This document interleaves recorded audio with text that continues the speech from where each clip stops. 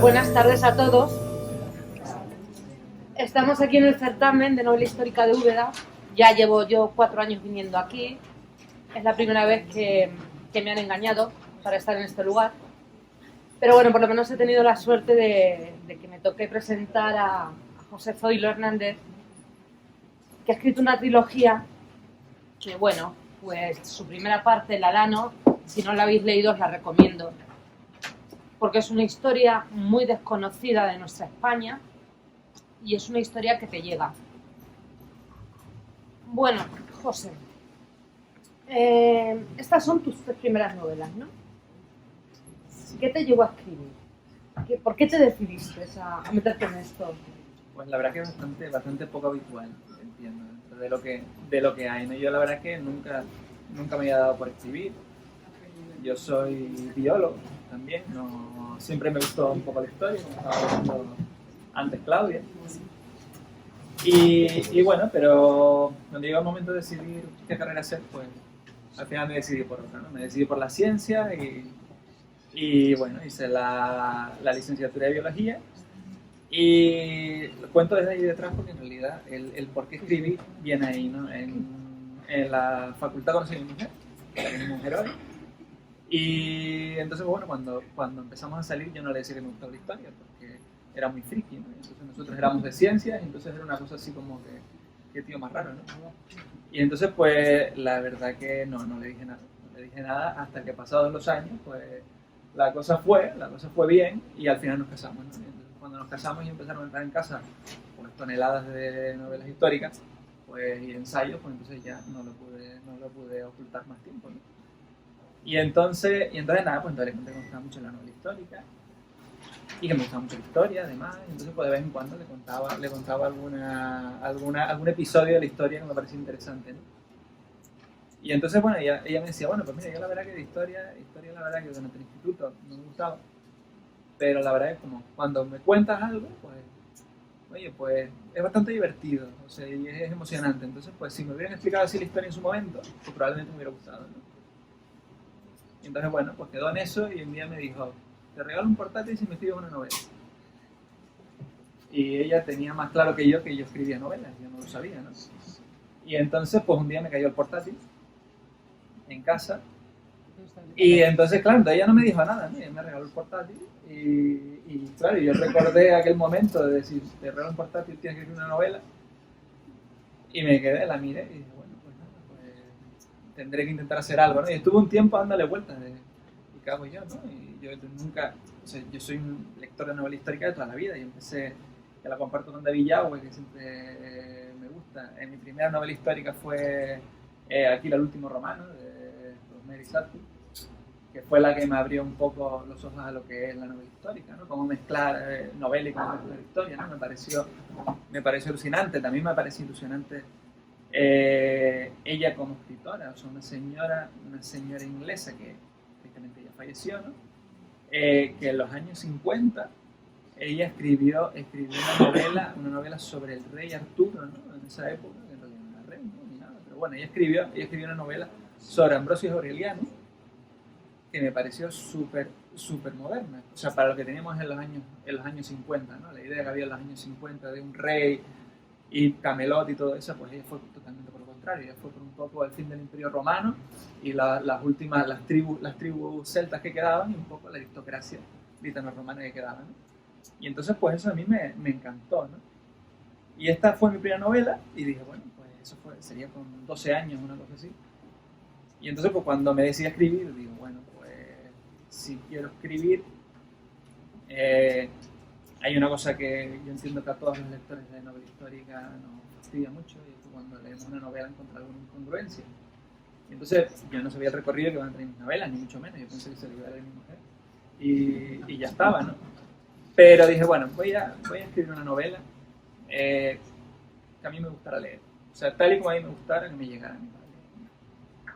Y entonces pues lo primero fue leer un periódico, nunca había escrito una novela. Ayer estábamos hablando con Julio, ¿no? Cada uno tiene sus fetiches, ¿no? Julio le encanta la figura de Aníbal Barca, ¿no? A mí también me encanta, es mi figura favorita. Pero claro, cuando yo me planteé escribir, digo, el Aníbal de Gisbert Haef, ¿no? Del alemán, un novelón, o sea, es una novela que yo todavía la leo actualmente y lloro, hay momentos en los que lloro, ¿no? Entonces, pues claro, yo dije, no, yo no me puedo meter con mis épocas favoritas porque yo no he hecho nada, ¿no? Entonces, por desgracia, descarté Aníbal, descarté también Pedro, descarté también la Grecia clásica, que también es mi otro momento favorito. Y luego tenía otro momento favorito, que era, pues, gracias a Rosemary Sutcliffe, ¿no? El tema del fin del Imperio Romano. El fin del Imperio Romano, que me gustaba mucho. Y además la ventaja que me encontré es que además de gustarme mucho, tenía bastantes lagunas, ¿no? La Segunda Guerra Púnica, sabemos hasta los meses en los que fueron las batallas, los días, cómo sucedió, si estaba el pantano, si perdió el ojo, lo sabemos todo, ¿no? En la Guerra del Peloponeso también lo sabemos todo, casi, la verdad. Y entonces la verdad que esta época me gustó mucho, porque hay muchas dudas, es una época muy, muy, muy complicada, es una época de cambio, como decía Claudia, ¿no? Y entonces me gustaba ver que, pues bueno, había partes que se sabían, eran líneas muy cortas en la historia, ¿no? Y luego había otras que, bueno, que no sabíamos lo que pasaba, ¿no? No sabíamos cómo llegar de A a B y de B a C, ¿no? Entonces eso era un poco lo que me llamó la atención, ¿no? Entonces me compré todos los ensayos que encontré de la época, y hay un historiador y arqueólogo español que se llama Javier Arce, que está en Francia, que es espectacular como escribe. Como dijo antes Pedro, creo que dijo que queda feo decir que escribe ensayo como si fuera una novela. En este caso es verdad, o sea, este hombre te lee sus ensayos y disfrutas enormemente, ¿no? Y entonces, pues bueno, me hice una pequeña biblioteca del Hispania Tardorromana. Conseguí también los pocos documentos de la época que hay, ¿no? En esa época, vamos a pensar que es una época muy poco cultivada porque había otras prioridades. Una época donde estamos asistiendo al final de una era, ¿no? Por lo menos en Occidente. Entonces, pues había muy pocas crónicas, ¿no? Y dentro de las pocas crónicas que había, encontré la crónica de un obispo, ¿no? Los pocos que hacían crónicas eran los que sabían leer y escribir, y en esa época eran los obispos. En una época en la que además los obispos empiezan a tomar un poco el poder civil en muchas de las ciudades que quedan aisladas, ¿no?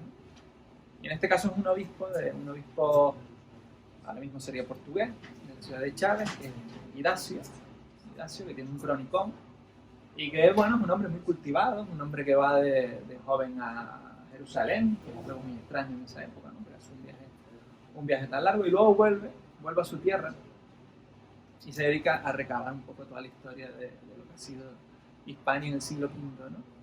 Y entonces, claro, yo cuando accedí a los textos de este hombre me encantaron bueno, las descripciones son muy pocas, les voy a leer una hora, pero me encantó mucho lo que ponía el año 419. Y él ponía año 419, año de desgracia, ¿no? Entonces, él siempre todo era años de desgracia.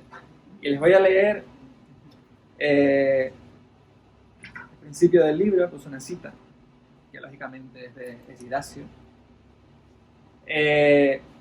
Luego en algunas de las charlas que doy por ahí con los niños y eso, digo, esto no era así, ¿vale? O sea, que bueno, este hombre tenía una idea preconcebida. Vamos a pensar que estamos este hombre murió en el año 469, vive 69 años, del 400 al 469, y es un hombre que, claro, es un hombre que asiste al derrumbe de su tiempo, ¿no? Para él está pensando que en el año 500 va a llegar el anticristo. Porque, claro, estamos llegando a un número redondo, hace 500 años que vino Jesucristo, pues esto se va a acabar, porque si no, no podríamos estar llenos de bárbaros y llenos de plagas y llenos de miseria por todos lados, ¿no? Entonces, bueno, les voy a leer solo un poquito para que vean cómo estaba este hombre de apurado en su vida, ¿no? Dice así: desparramándose furiosos los bárbaros por las Hispanias y recrudeciéndose al igual el azote de la peste, el tiránico exactor roba y el soldado saquea las riquezas y los mantenimientos guardados en las ciudades. Reina un hambre tan espantosa que, obligada por ella, el género humano devora carne humana, y hasta las madres matan a sus hijos y cuecen sus cuerpos para alimentarse con ella. Las fieras, aficionadas a los cadáveres de los muertos por la espada, por el hambre y por la peste, destrozan hasta los hombres más fuertes, y cebándose con sus miembros, se encarnizan cada vez más para la destrucción del género humano. De esta suerte, exacerbadas en todo el orbe las 4 plagas, el hierro, el hambre, la peste y la fiera, cúmplense las predicciones que hizo el Señor por boca de sus profetas, gustó un poco cómo enfoca este hombre su crónica del siglo V en España, ¿no? Aquí, claro, aquí es cuando yo aprendí, ¿no? Así a marchas forzadas, porque yo no era escritor, así fue cuando aprendí de Dios. Tengo que empezar a diferenciar muy bien lo que es la documentación de la época, la contemporánea, a las investigaciones posteriores, ¿no? Y también un poco las directrices subjetivas que tiene cada uno, ¿no? Estaba claro que para Idacio era el fin de sus días, para mucha otra gente que llegaba era el inicio de un destino mejor, ¿no? Para ellos era un cambio para mejor y para otros era un cambio para peor, ¿no? Y entonces pues me gustó mucho Idacio, me gustó mucho Avirarse, lo miré todo, me llevé a mi mujer de viaje engañada a los escenarios, ay mira pues, ya que estamos aquí, hay una ciudad estupenda en Portugal, que he visto que oye, pues, podemos ir y todo. Ah, me la llevé, estuvimos viendo, y yo toda está callada, porque claro, a ver si un día me va a decir, oye, y yo te regalo el portátil, ¿qué estás haciendo? Yo callado, para que no me dijera nada. Entonces, pues bueno, ya cuando ya llevo un año ya de documentación, claro, ya es imposible que yo consiga más, ¿no? De dónde tirar. Yo ya o escribo y ya, o lo dejo directamente, o me hago loco, y cuando me pregunten qué pasó con el portátil, pues diré, pues no sabía, ¿no? Y entonces pues un día de verano, estaba ella haciendo la siesta, y yo cogí el portátil y aproveché y dije, bueno, pues vamos a empezar. Y empecé, y cuando, claro, decía Pedro que, claro, los tochos de 500 páginas, ¿no? Que tiene uno. Pues yo nunca había hecho una novela, ¿no? Yo tenía ya la idea, yo me había hecho ya un esquema, tenía un programa de todo lo que quería hacer, los personajes, donde los ponía, cómo iban de A, B a C, ¿no? Pero claro, cuando empecé a escribir, aquello creció de una manera, claro, el siglo V para mí se reveló apasionante, ¿no? Y entonces, claro, llegó un momento donde dije, voy a tener que separar, porque estamos hablando de la vida de un personaje principal, que tiene una vida bastante longeva. Como todo el mundo dice, pero en esa época la gente moría muy pronto. Hay de todo. Acabamos de ver que Idacio, claro, acabamos de ver que Idacio vivió 69 años. San Agustín de Hipona, que es más o menos también contemporáneo, vive 75. Es verdad que a él lo ayuda a no morirse, ¿no? Pero bueno, ya tenemos dos que tienen una edad bastante importante, y ahí yo quería meter a mi personaje, ¿no? Vamos a un personaje que pueda ver casi todo lo importante que pasa en este siglo, ¿no? Y entonces, pues bueno, cuando empecé a escribir me di cuenta que yo escribía páginas de Word sin medida, y entonces pues la historia seguía creciendo, y llegó un momento donde tuve que decir, no, voy a dividir en 3 novelas, porque yo quería hacer una y al final voy a hacer 3. Y así fue como... Pero además escribí 3 novelas de 500 y pico páginas. La segunda son 600 y pico y la tercera son 700 y pico. Y un momento de eso que yo no tenía ni idea, o sea, yo era autodidacta, ¿no? Entonces yo cogía y decía, bueno, yo trabajaba por la mañana y por la tarde era como un tema terapéutico, ¿no? Y decía, me voy a volver a meter en la novela y empiezo a escribir. Y entonces yo al final me cogí un ritmo de 3 páginas por día, ¿no? Yo voy a hacer 3 páginas por día, ¿no? Y por la tarde me ponía 3 páginas por día. Y claro, te ponías 3 páginas por día y al final hice las 3 novelas en un año, ¿no? Y entonces, pero digo, me salió como algo terapéutico, o sea, yo lo disfrutaba de una manera, yo llegaba del trabajo, igual probablemente llegaba del trabajo pues enfadado, mosqueado, lo que fuera, y llegaba por la tarde y vamos, me ponía enfrascado aquí con Atax y vamos, me acuerdo que las primeras ocasiones que nos fuimos, cuando yo estaba escribiendo, mi trauma era, me voy 15 días, eso son 15 por 3, 45, voy a tener que hacer 45 páginas más. Digo, no, pues voy a tener que empezar antes hago 20 y al volver hago 25 más, ¿no? Eso fue el primer trauma inicial, ¿no? Bueno, suevos, vándalos, alanos, así nos presentaron la historia, creo que los que estamos aquí, que en resumen eran bárbaros. Y ya está. Y además en ese orden, suevos, vándalos y alanos, ¿no? Y en ese orden. Tú aquí has presentado a personajes que son humanos. ¿Cómo te has podido meter en esos personajes teniendo otra imagen preconcebida? Yo sobre todo, o sea, yo cuando me gustan mucho las novelas son cuando los personajes los reconozco y a veces entiendo cómo sienten, ¿no? Es verdad que tenemos que quitarnos un poco lo que se dice siempre, ¿no? O sea, no podemos pensar que nosotros sabemos cómo siente un personaje con nuestras ideas de ahora, nuestros prejuicios de ahora. tenemos que intentar que ponernos un poco en su situación, ¿no? Creo que ayuda mucho para eso. A mí me gusta mucho lo que es la primera persona, ¿no? A mí me gusta mucho la primera persona porque empatizas mucho más con el personaje, ¿no? Puedes saber cómo piensa, puedes saber cuáles son sus anhelos, ¿no? Es un poco lo que a mí me gustaba. Y yo conseguí, o sea, la verdad que tuve la fortuna de conseguir un personaje que al final me lo dio todo. O sea, yo de primeras no tenía tantas esperanzas en mi personaje, imagínate. De primeras incluso hasta llegué a plantear otro personaje alternativo. Pero al final la novela me llevó por donde quería, ¿no? Bueno, ese personaje del que hablas es Atax. ¿Quién es Atax? Atax el Alano. Atax el Alano. Atax es un superviviente, es una persona que, bueno, está en el lugar equivocado durante la época equivocada, ¿no? Varias veces. Sí. Los alanos siempre nosotros, en los pocos que se ha visto siempre en las clases, siempre han sido esos vándalos y alanos, pueblos bárbaros que vinieron a España y hicieron muchas tropelías y los vándalos se fueron y los suevos se quedaron en Galicia y los otros nadie sabe lo que pasó, ¿no? Entonces a mí me gustaba mucho el tema de los otros no se sabe lo que pasó, ¿no?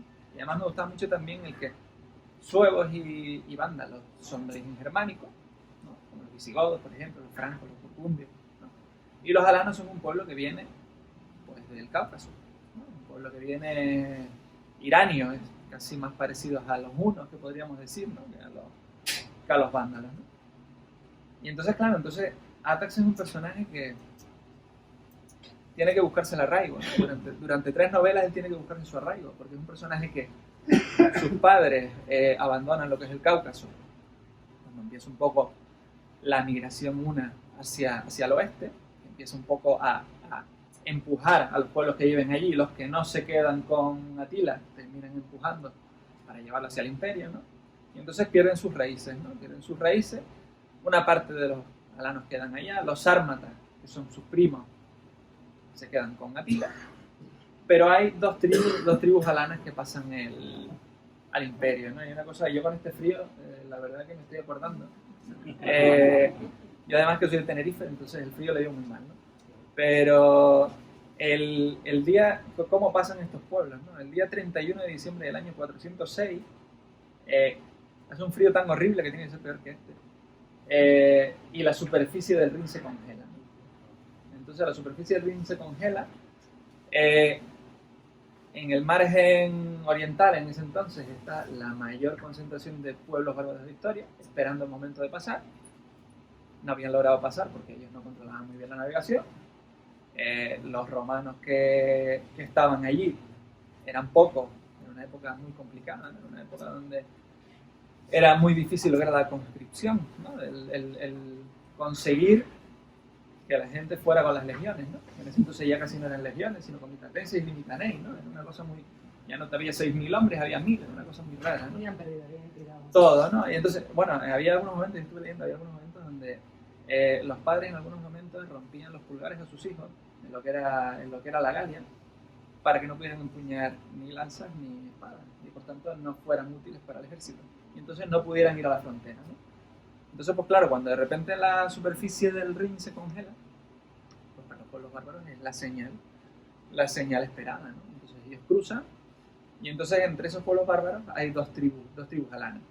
Una que se queda en la Galia, que se alía a lo que es el imperio, lo que queda en el imperio de Roma en ese entonces, y otra que es la que termina pasando a Hispania, ¿no?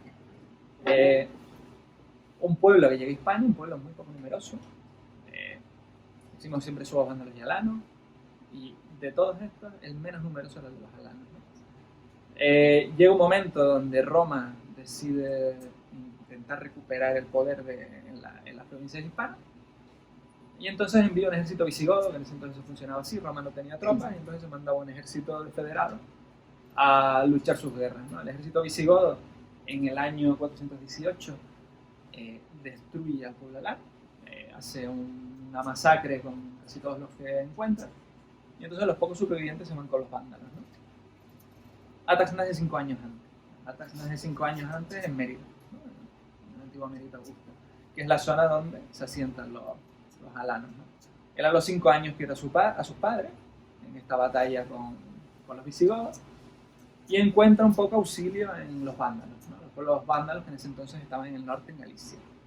Es una circunstancia que no pasa muy a menudo. Los pueblos bárbaros no solían ayudarse mucho, ¿no? Más bien solían combatir por los mismos lugares, ¿no? Pero en este caso pues había bastante afinidad entre lo que eran los vándalos y los alanos. Se supone que los alanos en algún momento auxilian a los vándalos en el cruce para la Galia, y entonces aquí ellos pues les devuelven el favor, ¿no?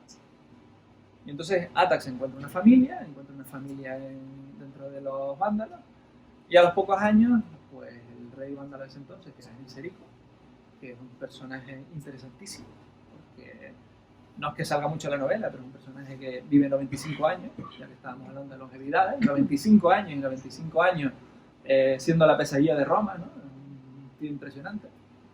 Pues entonces Genserico lo ve claro y Genserico dice, mira, aquí en Hispania nos estamos peleando entre todos y hay una zona que se llama África, que está debajo, que no hay nadie, que no hay tropa romana, no hay pueblos bárbaros que lleguen allí, pues nosotros nos vamos a ir, nos vamos a sentar allí y vamos a vivir estupendamente, ¿no?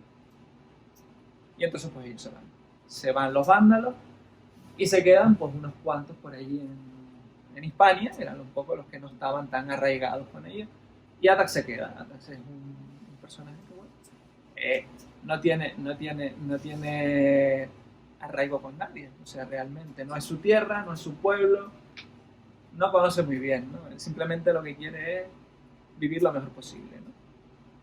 Entonces pues ese es el inicio de Atac, ¿no? Una persona muy despreocupada, muy salvaje, o sea, dicho de paso, o sea, los alanos son un pueblo que Asmiano Marcelino, que es un historiador romano del siglo IV, llega a decir que son un pueblo cuya única afición es la guerra, ¿no? Un pueblo bastante belicoso. Y entonces, pues bueno, Atac, aunque no se acuerde mucho de su familia, eso sí lo lleva en la sangre, ¿no? Y entonces es lo que, bueno, trata es de vivir lo mejor posible y si puedes cachar un par de cabezas, pues lo va a hacer, ¿no? Y entonces, pues bueno, un poco esta novela es el recorrido de este Atac joven, un Atac que acaba ya con unos 70 años, ¿no? Un poco el recorrido vital de él también a lo largo de toda la historia de España, cómo esto muchas veces le golpea, otras veces le da alegría, sufre pérdidas, reveses, ¿no? Y cómo al final él se va dando cuenta que, bueno, él solo no va a conseguir nada, ¿no? Un poco al final se va dando cuenta que lo que él había pensado durante toda la vida, que era crear una coraza alrededor de él, ¿no? Para que nada le hiciera daño, después de perder su familia, después de perder a su familia adoptiva, todo, al final se da cuenta de que no, ¿no? Entonces es un poco la evolución del personaje también a lo largo de un poco todos los episodios interesantes del siglo V, que son muchos. Yo cuando estaba mirando la documentación, a mí me dio mucho la atención un aspecto que se da en la primera novela. Ya dije que a mí me gusta mucho lo que es la Britania de Arturo, ¿no? De Ambrosius, de Owain, de Cuneglasus, ¿no? Como se llame, ¿no? No tenemos muy claro cómo se llama, ¿no? Y yo cuando estaba leyendo la documentación de esta época, encontré que en la Bética, en el año 438, hay un personaje que se recoge en una crónica con el nombre de Dux Velorum, ¿no? El señor de la guerra. En realidad, el rey Arturo, si vamos a los pocos datos que hay, no es un rey, sería un Dux Velorum, ¿no? Sería un señor de la guerra en Britania. Pues aquí resulta que hay un señor de la guerra en la Bética, en este caso en Córdoba, ¿no? Es un tipo que se llama Flavius Devotus, que es muy curioso porque se supone que tiene un origen vándalo, un origen germánico, ¿no? Entonces, pues bueno, un poco la especialización también que se ve, ¿no? De tribus germánicas, guerra, hispano-romano, otro tipo de ocupación, ¿no? Entonces a mí me llamó mucho la atención porque decía, oye, son cosas interesantísimas del siglo V, que a mí nunca se me habría ocurrido, que siempre estaban magnificando lo que es el rey Arturo, ¿no? Y hacemos películas, yo me he leído todas las novelas que hay habidas y por haber, ¿no? Y yo no sabía esto, ¿no? Y es una duda porque ni siquiera los historiadores se ponen de acuerdo, ¿no? Es como, qué cosa más rara, o sea, hay un tipo, en ese entonces Roma ya no envía tropas, y de repente hay un tipo que llega allí, monta su propio ejército dentro de una provincia y lucha contra los suevos, ¿no? Entonces por eso es el Dux Bellorn que intenta defender lo que es la bética de los ataques suevos. Es la primera vez que pasa en Hispania. Cuando los pueblos bárbaros llegan en Hispania, realmente no encuentran oposición ninguna. Es más, los pueblos bárbaros llegan en Hispania porque hay un usurpador del imperio que los llama para que los ayuden a tener tropas, ¿no? Entonces, pues bueno, el que haya una pequeña comunidad, que luego ya veremos en las novelas que hay alguna más, ¿no? Pero que en ese entonces haya una pequeña comunidad que se oponga, es algo que me alucinó cuando estaba documentando. Bueno, Atax es un gran personaje, es el personaje de la trilogía. ¿Algún otro personaje que te guste, que le tengas un especial Yo cariño? cuando acabé la novela, ¿no? Y se la di a algunos amigos y tal. Encima era la época de Juego de Tronos. Entonces, claro, todos me decían, pero vas a matar al personaje. Y yo decía, no, que es en primera persona, o sea, no lo puedo matar. O sea, como lo mate, acabamos la novela. Digo, espera hasta el tercero, igual en el tercero ya veremos, ¿no? Pero sí, no habría escrito el segundo, ¿no? A mí la verdad que los personajes de esta trilogía, voy a decir, me encantan. Me encantan y además he buscado que haya mucha diversidad, ¿no? Porque a mí lo que me gusta también es un poco, y por eso también lo hago con la primera persona, un poco ver los conflictos de la gente, ¿no? No solo los conflictos bélicos, que también hay, y reconozco que me encanta narrar batallas, lo reconozco, es una cosa loca. Pero además es que me gustan mucho los conflictos que hay entre ellos, ¿no? Conflictos religiosos, vamos a ver, estamos partiendo de un alano, ¿no? Un alano que es animista, o sea, no tiene una religión definida. En cambio luego tiene compañeros, tiene un compañero que es cristiano católico, lo que diríamos hoy, ¿no? Tiene otro compañero que es un cristiano priscilianista. El cristiano priscilianista es una secta de priscilianos, que sobre todo está en la zona de Portugal, que es muy interesante porque pone muy en valor el papel de la mujer en esa época, ¿no? En contraprestación con lo que hacía la iglesia establecida, ¿no? Pero es que luego además metió un britano también, ¿no? Que era algo que yo quería también. En ese entonces, la misma, o sea, la realidad que están sufriendo en Hispania, la están sufriendo en muchísimos sitios de lo que es el occidente del Imperio Romano, ¿no? Lo mismo está pasando en Britania. En ese entonces hay muchos britanos que cogen y emigran de Britania, ¿no? Entre las hordas de ellos, siempre digo, nosotros teníamos suevos, ándalos y alanos, ellos tenían anglos, jutos y sajones, ¿no? Entonces, pues bueno, ante estas hordas ellos cogen y emigran, ¿no? Primero van a Bretaña, se quedan algunos ahí en Bretaña, y luego hay unos pocos que vienen a Hispania, ¿no? Y se establecen en lo que es el norte de Galicia, un pequeño poblado, que es Britonia, y entonces pues yo quería meter a un britano, que además tampoco fuera cristiano, sino que además tuviera unas reminiscencias de dioses celtas, ¿no? Y entonces pues a mí la verdad que mis personajes tienen una diversidad y claro, los enfrentamientos de ellos, ¿no? Entre cómo piensan en la vida, ¿no? Y cómo al final se aceptan, porque al final pasan una vida juntos, ¿no? Y al final no tienen a nadie más, ¿no? Y es un poco también la tolerancia, pero también ver un poco cómo es la diferencia entre ellos, ¿no? Hay otros compañeros también que son arrianos, ¿no? Son cristianos arrianos. Entonces, pues lo que me gustaba era eso, ver un poco cómo se sentirían ellos, ¿no? En un momento tan complicado, teniendo que compartir camino con gente diferente, ¿no? A mí si me dices uno, yo me quedé con el britano. Me quedé con el britano por lo que voy a contar uno. A mí yo creo que uno de mis autores favoritos es Bernard Cornwell. Me encanta, no lo puedo evitar. Y para el que se lo haya leído, el que se haya leído las crónicas del Señor de la Guerra, que es maravilloso, hay un personaje que me encantaba y que lo mata muy malamente. Sí, ese pobre personaje no se merecía ese final, ¿no? Y nunca se lo perdonaré. Entonces yo lo que hice fue crear mi propio personaje, que no tiene nada que ver con ese, pero ponerle el mismo nombre. Le puse el mismo nombre y entonces le he cogido mucho cariño y vamos a decir que hoy intenté que no le pasara lo de Cornwell. No les voy a decir más porque si no va a ser un spoiler, pero creo que no se merecía ese final. Entonces me quedaría con el britano. Y hablando de tu britano, es muy parco en palabras. Sí. Sin embargo, pues, hay un momento en que a mí me hace mucha gracia, hablando del clima, que cuando todos estos suben para el norte, para lo que es Galicia ahora, se quejan de la lluvia continua, de estar empapados siempre, y entonces el otro dice, si supierais lo que yo tengo allí arriba, no os quejaréis de esto, de frío, de lluvia, claro, y a mí eso pues me ha hecho llegan los visigodos, claro, tienen muchas conversaciones, ¿no? Vamos a pensar, hay un momento durante este siglo V que hay una expedición visigoda bajo los auspicios del emperador de Roma en ese entonces, que viene dispuesto a destruir a los suevos, que es lo que consiguen, ¿no? Y entonces ellos se terminan uniendo, porque cada uno tiene sus cuentas pendientes, ¿no?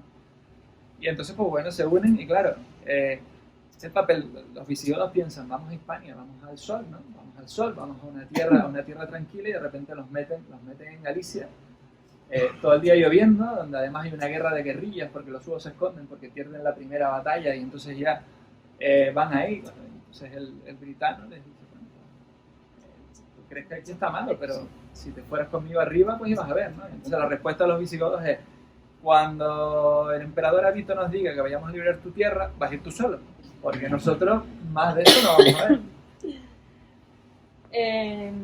El Alano, las cenizas de Hispania fueron autoeditadas en primer lugar. Sí.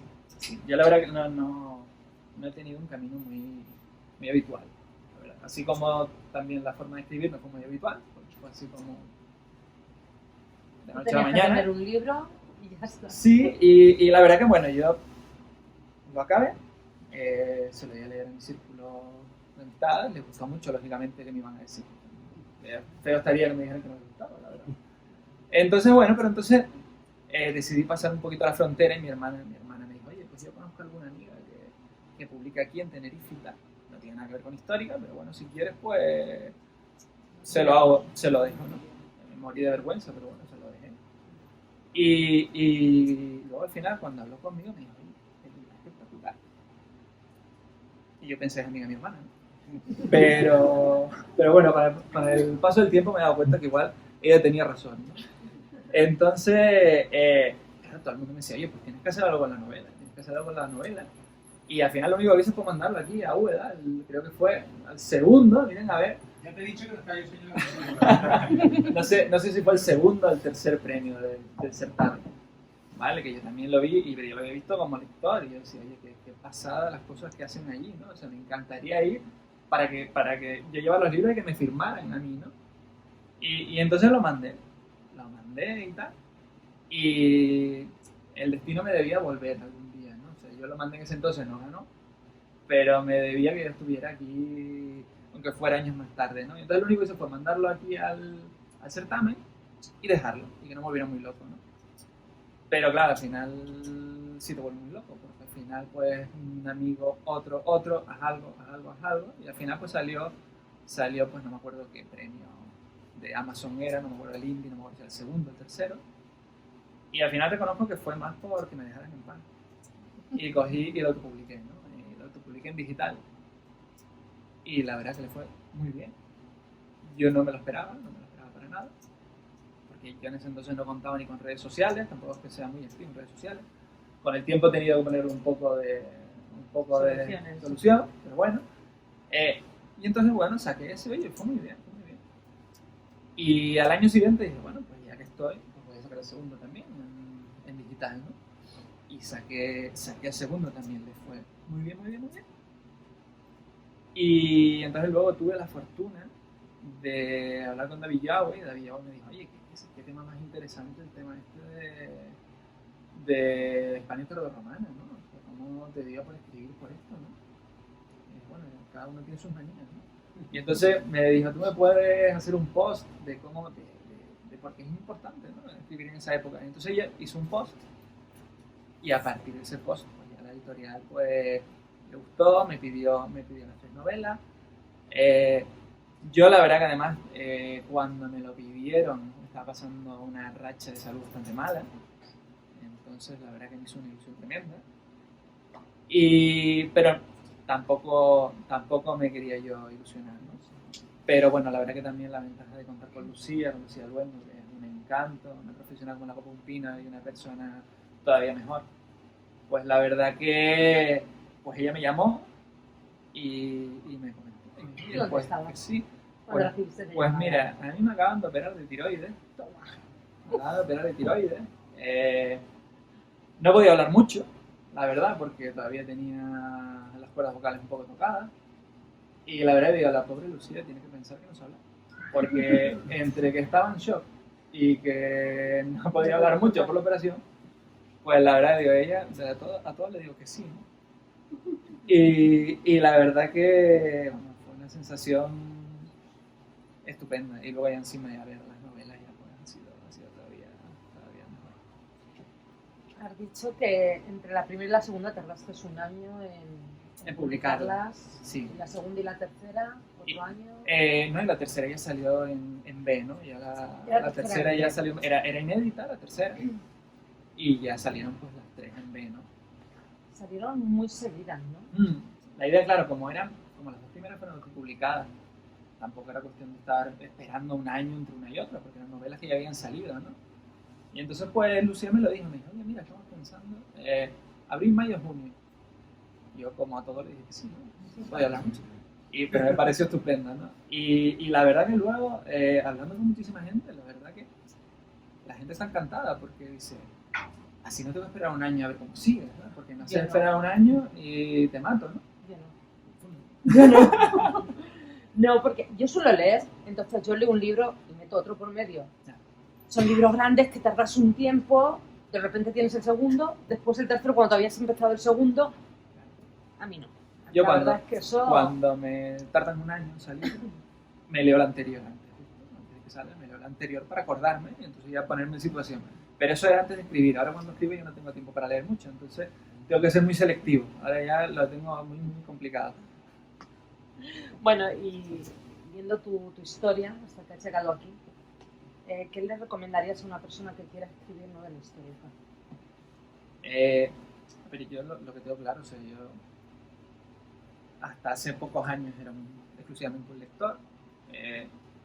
Entonces, a ver, si realmente quiere y puede dedicarle el tiempo necesario, porque esto realmente, o sea, toda la fase de documentación es fundamental. O sea, esto no es sentarte un día y ponerte a escribir, que cada uno puede escribir estupendamente, no digo que no, pero cuando aprendes novela histórica tienes que hacer una labor de investigación muy importante, ¿no? Y estar dispuesto a decir, bueno, pues si estoy un año, si estoy año y medio, pero no me voy a saltar a la piscina antes de estar preparado, ¿no? A partir de ahí sí tienes muchísima ilusión. Yo soy un ejemplo, me veo como ejemplo de que al final las cosas salen. Bueno, pues a mí ya solo me queda darte la enhorabuena, de verdad, sincera, porque disfruté muchísimo con el Alano, estoy disfrutando mucho con el segundo. Y bueno, por deseando terminar la trilogía y esperar a ver qué nos traes luego. ¿Tienes algo pendiente? Sí, en principio. ¿En cabeza? Para el año que viene habíamos hablado de otra novela, todavía tenemos que ver qué fecha, pero sí, en principio cuando me puse a escribir, yo necesitaba 2 horas al día, lo estaba hablando con Julio, ¿no? Necesitaba 2 horas al día para poder escribir, porque todavía no lo había hecho nunca.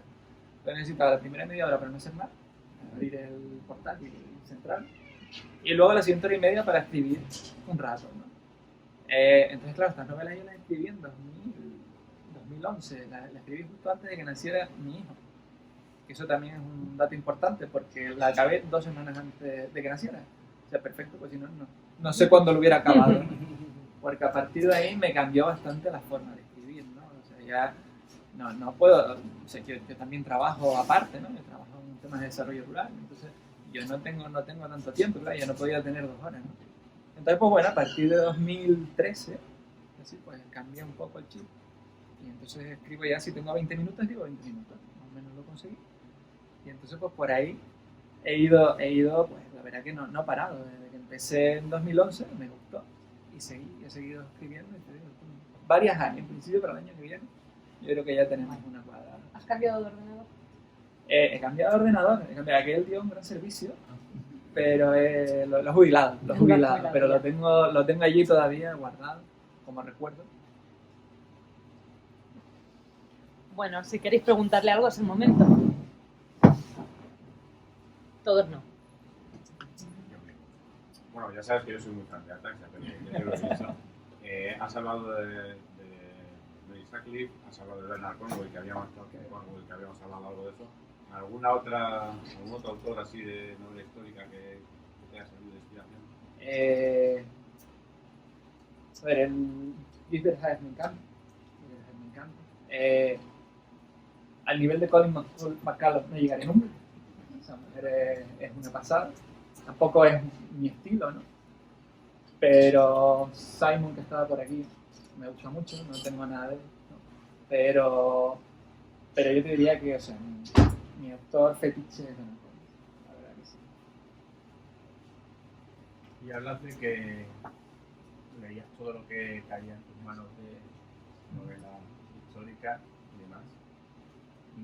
Tú que eres sido un lector apasionado, cuando ves en el cine una película histórica, ¿qué te entra? Es complicado, no lo ves con lo mismo, no la disfrutas, ¿eh? No la disfrutas, la verdad que... pero pasa igual con las novelas, ¿no? Vas siempre fiscalizando, ¿no? Vas siempre fiscalizando. Esta mañana estábamos hablando del Reino de los Cielos, por ejemplo, ¿no? Estamos hablando de algunas cosillas que ves y te llega al corazón. Yo siempre digo una que no te lo he dicho a ti, Daniel, pero te la tenía que decir. A mí hay una cosa que me llama mucho la atención, ¿no? Lo que es cine y tal, y es que, a ver, yo lo vi en la película del Rey Arturo de Clive Owen, lo vi en alguna película más en Inglaterra, no recuerdo cuál era, y al final, lo que digo, o sea, al final siempre veo ballestas, ¿no? Cuando es contra los ingleses o britanos, ¿no? En una época donde no había ballestas, en el siglo V no había ballestas todavía, ¿no? Entonces, bueno, es verdad que esas cosas pues te hacen sangrar los ojos, ¿no? Pero yo tengo una teoría ahí, y es que, o sea, el tema de la relación, el longbow, el arco largo y la ballesta, ¿no? Los franceses contra ingleses en la guerra de los 100 años y tal, yo creo que eso ha hecho tanto daño entre ellos, ¿no? Que lo que es la industria del cine y la serie, al final siempre se ha vinculado a lo que es la ballesta como un arma de los malos. O sea, en la del Rey Arturo al final los sajones que llegaban allí, que además llegaban por el muro de Adriano, los sajones aquellos tenían ballestas. Y al final lo he visto en varias cosas más. Y al final, ellos, claro, el malo es el que lleva las ballestas, ¿no? Eso pasa muchísimo. Eso es un ejemplo, pero te tenía que decir, porque a mí te gusta mucho también los anglosajones. Bueno, hay una que es tremenda, que es, creo que es el primer caballero, el caballero más legal, que es... La de Richard Gere. Ahí los malos no tienen ballestas, que eran unas ballestas que son pequeñitas. Exacto. Son, vamos, manejables. Y pasa muy a menudo, y la verdad que yo también cuando era lector era muy fiscalizador, ¿no? de lo que venía. Entonces pues la verdad en el cine pues todavía peor. Pero bueno, cada uno tiene, nadie es perfecto en sus cosas. En la primera novela, ¿cuántas presentaciones ha hecho? ¿Cuántas presentaciones he No sé hecho? que lleva 100, tipo por las tablas. No, eso es el trabajo. Eso no, en realidad en presentaciones he hecho una. ¿No? Esta es la segunda. La semana que viene tengo otra, según llegue. Me pregunta por la estructura que tiene, hablando de diferentes novelas y por novela, novela, Muchísimas gracias, ¿no? Y encantado de que haya parecido lo que llevo siendo. Y nada, muchísimas gracias también. Espérate. Uy, Más. Venga, hombre. a ver. Más, que el chico tiene que dar de sí hoy. ¿Algo? Quería preguntarte ahora en estos momentos en que hay un montón de plataformas televisivas, ¿piensas que podrían tener a lo mejor recorrido tu historia, tu trilogía? A mí todo el mundo me ha dicho siempre que es una serie. ¿Una serie? A mí todo el mundo me ha dicho siempre que es una serie. Y a ver, ¿qué voy a decir yo? Yo creo que sí. Y creo que es muy interesante y que ya lo dije antes, o sea, lo que hemos visto de la Britania Arturo no tiene nada que envidiarle a esto. Yo creo que al contrario, ¿vale? Tenemos cosas súper interesantes que generalmente no escarbamos, no sabemos, nos quedamos en tópicos y hay un potencial enorme. Y yo la verdad que Atax a mí cuando yo lo escribía también, digo, pues menos mal que no hice lo que pensaba de primera, porque es un narrador de unas vivencias, ¿no? Y va creciendo Ata. Sí. Va evolucionando mucho, ¿no? Sí. Empezar con 20 años, imagínense, él con 20 años su familia, con 18 años, su familia adoptiva acaba de cruzar el estrecho, acaba de ir a África. Él se queda porque conoce una chica que le gusta, tampoco tiene mayor interés en continuar con su familia, ¿no? De repente a la chica que le gusta se da cuenta de que no puede estar con un bárbaro pijoso, ¿no? Y se vuelve a su casa y a él lo deja colgado, claro, y él se queda allí tirado pues en medio de la Bética, sin pueblo adoptivo, sin pueblo original, sin nada. Y entonces pues el inicio de él es en los bares empieza a meterse en peleas para ganar algo de dinero y para divertirse, ¿no? Y entonces así lo encuentra, aunque además estamos en una zona espectacular de olivares, ¿no? Y lo encuentra un comerciante de aceite. Encuentra un comerciante de aceite que lo ve peleándose con media caupona allí, con los muebles destrozados, ¿no? Y un tipo rubio, grandote, con un montón de gente por el suelo. Y entonces pues este hombre le dice, oye, pues si a partir de ahora en vez de dar mamporros por libre, das mamporros por mí, ¿no? Y entonces al final se ponen de acuerdo y él se dedica, ese es el inicio del libro, ¿no? Él no tiene ningún tipo de trauma moral, él simplemente vive, pues bueno, pues oye, que hay que llevar un cargamento y si viene alguien te lo carga. Y entonces él empieza viviendo así, ¿no? De cómo empieza Atax aquí a cómo acaba allí, pues bueno, es una historia de una vida complicada y además muy rica en vivencia. Carácter fiscalizador que parece fantástico, ¿no? Porque una cosa lo que decía Claudia, estamos hablando de novelas, siempre tenemos la palabra novela, pero lo que no podemos cometer anacronismos indiscriminadamente y que todo valga, porque como es novela, es ficción, hay un curso histórico que hay que respetar, eso me parece fantástico, tu modo de afrontarlo como lector y como autor. Pero entonces te involucrarías, o sea, si alguien te propone hacer una serie, digamos, veo que demandarías estar muy pendiente, ¿no? De que no te estropee la criatura. Sería lo necesario, porque si no, luego a uno le entran unos traumas, luego ve a Atax, claro, con un casco con cuernos, que lo estábamos diciendo antes, y me da algo, ¿no? Claro. Pero que muchos autores que hacen lo contrario, dicen, No sé. te la entrego a Dios. Eso muchas gracias, pero por ejemplo, o sea, claro, estamos hablando de la Hispania tardorromana, ¿no? La Hispania tardorromana, siglo IV, bueno, siglo V ya, todo el mundo lo estaba hablando antes con Pedro, ¿no? Todo el mundo dice, los romanos y tal, la panoplia que tienen los romanos, pues es una lorica segmentata, aquamata, y tiene un casco que tiene una protección aquí para la nuca y un pino, ¿no? Eso es lo que tiene todo el mundo, ¿no? Entonces todo el mundo cuando me veía esto decía, pero ¿qué hiciste, no? O sea, ¿por qué pusiste este tipo de casco, no? Entonces, claro, yo le decía, vamos a ver, es que el siglo V no tiene nada que ver con el siglo II, ¿no? Estamos hablando donde un libro maravilloso de Pedro, de los visigodos en Adrianópolis. A ver, a partir del siglo IV, lo que eran las tropas de a pie, los legionarios del Imperio Romano, quedan retratadas. O sea, hay una batalla con los pueblos visigodos, visigodos no, perdón, godos en ese entonces, ¿no? Tervingios y Eutunga, ¿no? Sí, ¿no? Vale. Que llegan y bueno, destrozan a unos 30.000 infantes romanos, matando además, la primera vez que un emperador romano muere en batalla, ¿no? Entonces a partir de ahí los romanos se dan cuenta de que luchar como han luchado toda la vida no les va a sacar de la situación en la que están. Entonces empiezan a adoptar lo que son las tácticas de caballería, ¿no? Y entonces empiezan a aparecer cascos como este y algunos, ¿no? En el siglo V, siglo VI, se ven sobre todo, que son cascos de caballería, ¿no? Entonces, pues bueno, esa es una de las cosas de los detalles, ¿no? Y verá que la gente sí me lo decía, igual que el segundo que estaba por ahí, ¿sí? Está aquí. El segundo también, ¿no? Aquí me encantó el detalle de las serpientes, porque los vándalos que eran el pueblo adoptivo, casi todos sus enseñanzas eran serpientes. Entonces me gustó mucho el detalle. Y, pero corrígeme, Spangenheim. Sí, Vale.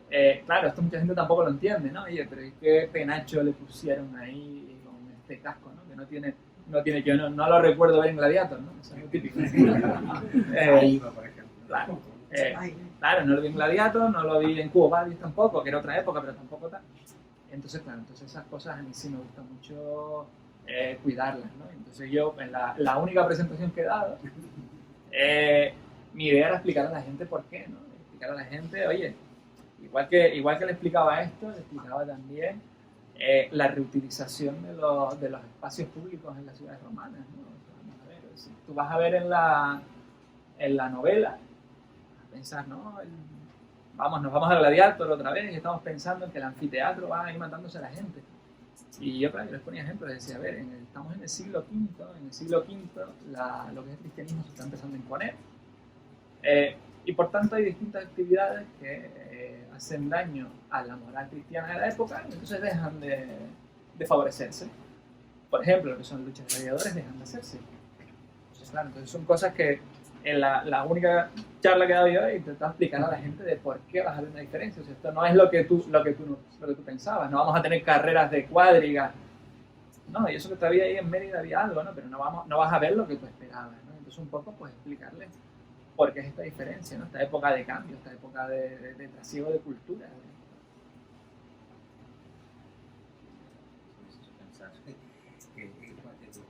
También abierto de cómo Adis, en la típica foto de todo el mundo se hacen los cinéfilos mitómanos como un servidor que dice, me voy a poner aquí como Peter Ustinov, como Nerón, que nunca pudo estar en el Coliseo. Nerón, claro. Exacto. Y son, claro, ¿no? Y son esos detalles. Yo creo que también es cuestión de ir educando un poco al lector también, que lo vaya viendo. Y yo la verdad que hay una cosa que también, y con el tiempo voy a peor, y es las notas históricas. Yo, la última novela he hecho una nota histórica, voy a tener que recortarla, porque me he pegado 10 páginas de Word. Entonces voy a tener que cambiarla, porque yo soy muy estricto con estas cosas, ¿no? Y entonces me gusta mucho detallarlo y explicarlo el porqué. Yo también tengo otra manía, que es todas las novelas históricas que me compro, empiezo por la nota histórica. Entonces yo ya veo, si no tiene nota histórica ya me quedo un poco patinando, ¿no? Vamos a ver, ¿no?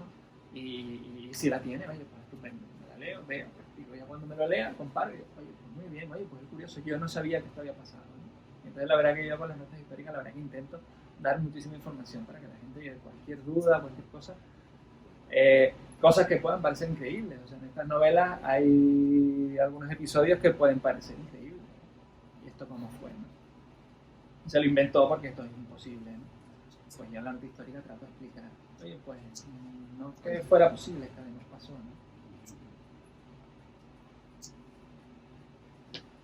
Entonces, esto que te has contado al principio de esa especie de solidaridad entre los vándalos y los clanos. Es súper curioso, es un tema súper curioso. Los vándalos y los alanos, cuando están viniendo desde el este de Europa, ¿no? En algún momento los alanos eran un pueblo muy poderoso en ese entonces. Los alanos eran un pueblo de caballería, era un pueblo muy poderoso y terminan ayudando a los vándalos, ¿no? En Hispania, cuando les sale al revés, cuando los alanos pierden, emigran, los pocos sobrevivientes que hay emigran con los vándalos. Había dos vándalos, silingos y asdingos. Emigran con los asdingos, porque a los silingos también, lo que son los visigodos, los exterminan, ¿no? Y entonces se van con los asdingos. Y los asdingos lo asumen. A partir de ese entonces, Gunderico, que es su rey, pasa a llamarse rey de los vándalos y los alanos, ¿no? Es la primera vez que ni siquiera no es rey vándalo, empieza a llamarse rey de los vándalos y los alanos, ¿no? Es verdad que con el paso de las generaciones, una vez pasan a África, ya vuelven a ser reino vándalo. Ya la difusión de la sangre y de la etnia dentro del grupo, ¿no? Empieza a ser muy fuerte, entonces ya empiezan a llamarse otra vez vándalos, ¿no? Hay una rama de los alanos muy curiosa también, que se queda en lo que es Armórica antigua, que es la Bretaña actual, ¿no? Y esos terminan ahí aislándose y terminan al final fundiéndose también con los armoricanos, con los celtas, ¿no? Y es muy curioso. Y esos son los dos pueblos alanos que quedan perdidos en la historia. Y bueno, se terminan integrando las estructuras del territorio muy lejano a su Alania natal, ¿no? Alania sigue viendo un reino en el siglo IX y en el siglo X que se llama Alania, lo que es el Cáucaso, ¿no? Con los pocos que se quedaron. Dicen tan distinto, su lengua es o sea, ¿cómo resuelves el problema? Claro, a ver, la ventaja en esta época en la que estoy, ahora me está costando, tengo otra novela ahora que lo estaba diciendo el otro día, digo, voy a tener que ver cómo hago con este hombre para que hable con los demás. Porque esa es otra, no voy a hacer la del guerrero número 13, que está escuchándolo 2 días y luego de repente se pone a hablar. Digo, no puedo, voy a tener que hacer algo mejor, ¿no?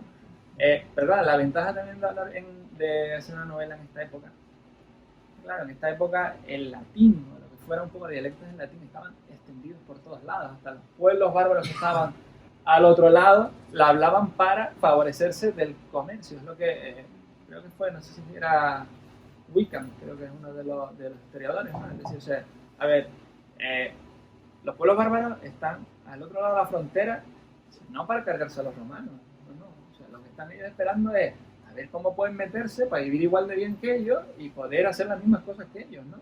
Entonces, claro, esa gente no quería cargarse a los romanos, entonces esa gente se esforzaba en lo que podía y en comerciar, en hablar su lengua para su propio beneficio, ¿no? Y el día que pudieran, dar el salto y establecerse en una zona mucho más cómoda para ellos, ¿no? Entonces la ventaja de esta época es que todos los pueblos que vamos a encontrar, aunque puedan tener sus dialectos propios, todos se van a entender en lo que es un latín tardorromano, ¿no? Entonces eso es una ventaja, tío.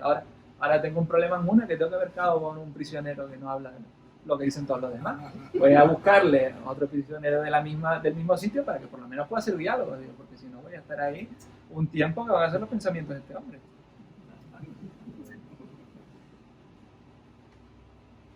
Bueno, pues yo creo que ya es el momento de que pues empiece a firmar libros, ¿no? Así que, pues nada, muchas gracias. Gracias a ti. Y un placer.